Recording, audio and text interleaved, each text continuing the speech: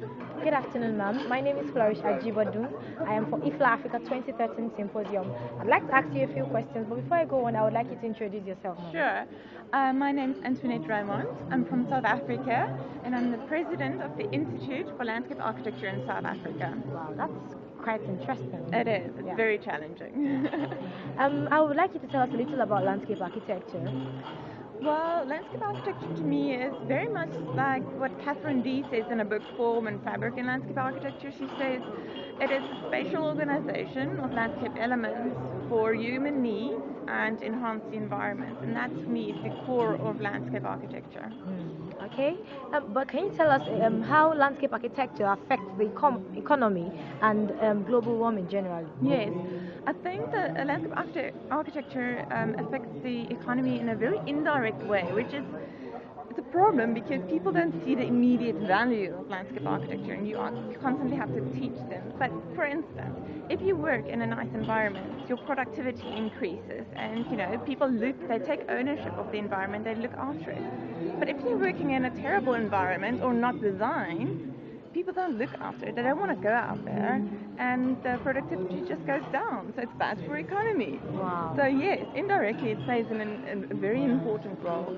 With regards to global warming, yes, there's a big role. Not only there's two things. It's countering global warming in what we do, but it also mitigates the effects we already are experiencing, like flooding and urbanization and all those kind of things that contribute to global warming and are because of global warming. So yes, we play a very, very big role in mitigating and not sure what the word, what we're already experiencing, countering that and designing for floods and for tsunamis and all those kind of things.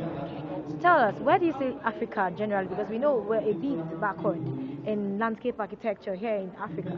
So can you tell us what you expect in the next 10 years in Africa? I don't think we're backward. I think we are different. And it's good to be different. We think differently, we have a different connection with the land, and we need to stop being shy of that. We need to embrace it because just because it's different doesn't mean it's wrong. I think we've got a beautiful connection and a beautiful way of working with the land, and I think we really need to, like this whole symposium, we focus on African philosophy instead of Western philosophy, and that's what we need to embrace because that is the way we're going to be able to deal with our typical issues.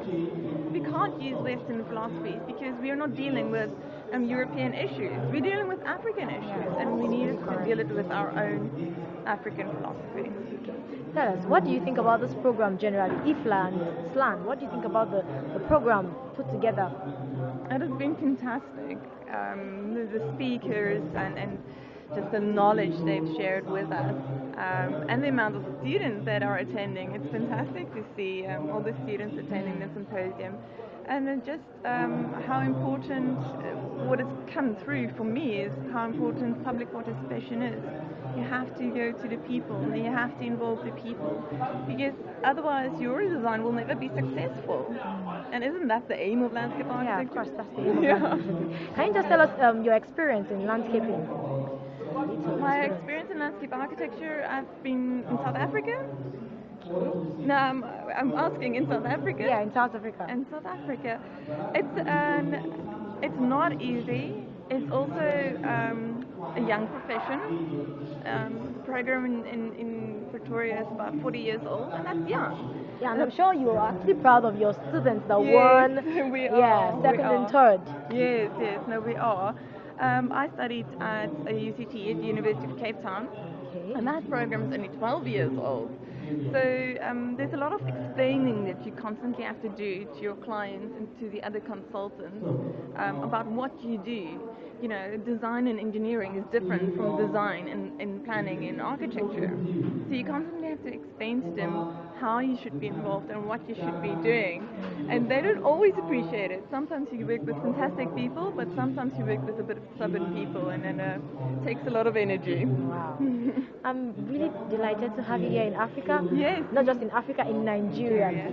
I'm so grateful. Can I have a hug, Yes, please? of course. Yes, thank you very, very much for gracing this occasion. Have a blissful day. Thank you, All thank right? you. Yeah. Appreciate it.